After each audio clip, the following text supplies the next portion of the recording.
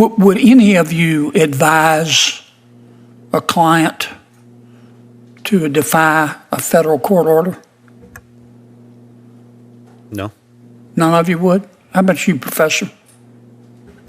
I mean, under most circumstances, we follow the government and private parties follow court orders. I suppose it's not, I would not rule out ever the possibility that in a sufficiently egregious order, there should be some consideration of whether there's a way. So in some cases, I think it's a qualified answer, yes. In some cases you would. In an extremely narrow band of cases, I think it would be considered, yes. Okay.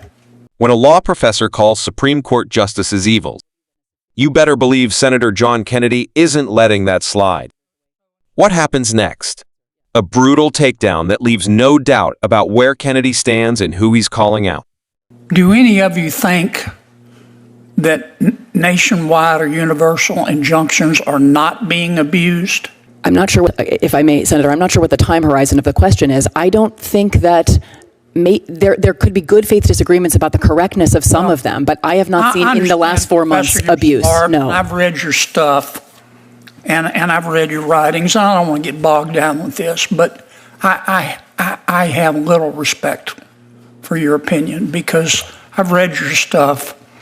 When someone is in the White House that you agree with and someone gets a universal injunction against him, you don't like universal injunctions. You called them judges acting like they're politicians in robes and judges looking like crass political actors. But now that President Trump's in the White House, who you dislike, you think that universal injunctions taste like pumpkin pie.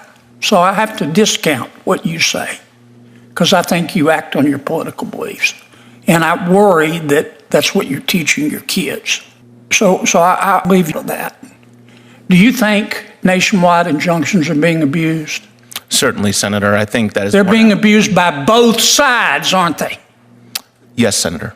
Both Republicans and Democrats are forum shopping, aren't they?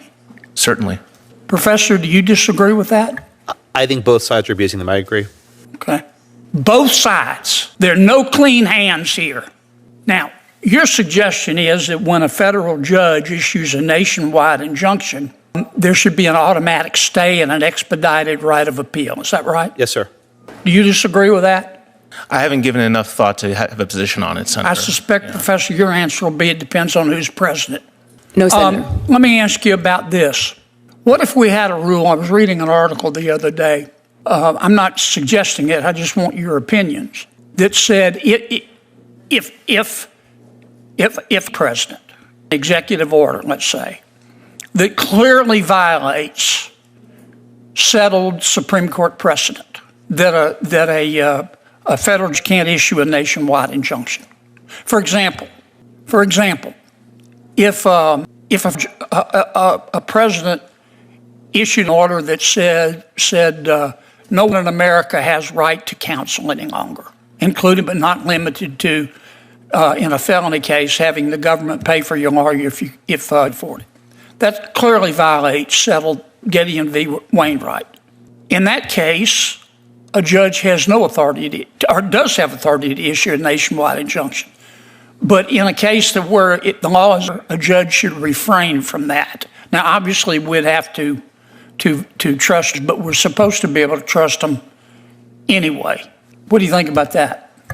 I don't agree with that, Senator, because I think universal injunctions transgress the limitations under Article 3, even if the underlying merits. I happen to agree with you. I don't think there's any basis under Article 3, under Supreme Court precedent, under the English common law for nationwide injunctions.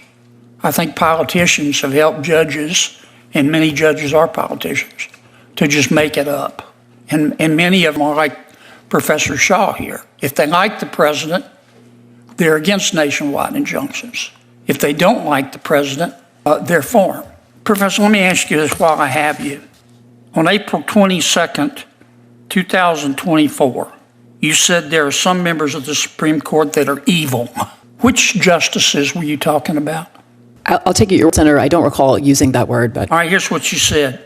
You were talking about the majority opinion in Muldrow v. City of St. Louis. You said, quote, Justice Kagan, will she be able to control the opinion's future distortion by her evil colleagues? Probably not, end quote. Who are you talking about? Sir, I'm very skeptical. If it's a transcription, it was probably a transcription error. I do not think I said. No, you said it.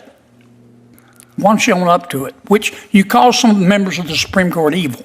Now, which ones do you think are evil? I would have to refresh my recollection. I've been very critical You're of some embarrassed members of the that Supreme you made Court. that statement, aren't you?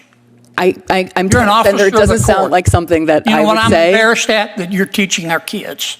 I don't refer to Supreme Court justices as evil in the classroom, on sir. your podcast, April 22nd, 2024. Okay, well, Big as Dallas. And you're an officer of the court, and you're here advising us to be respectful to federal judges, and you say they're evil members of the United States Supreme Court? Gag me with a spoon. You're part of what's the problem in all of this.